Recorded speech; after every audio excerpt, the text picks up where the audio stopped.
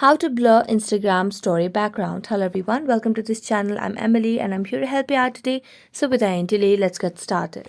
Now for this, first of all, launch the Instagram application on your device and make sure you're logged into your account. Then swipe it to the right and here you'll be able to see the story option. So as you see the story option over here, what you simply need to do is just swipe all the filters to the very end over here at the right side of the screen, and here you can see the search option or the magnifying glass icon. So tap on it, and as you tap on it you'll be able to see the options where you can search for different filters. So we're just gonna do it again. So let me just tap on this search icon, and as you do that, tap on the search bar and here search for blur background.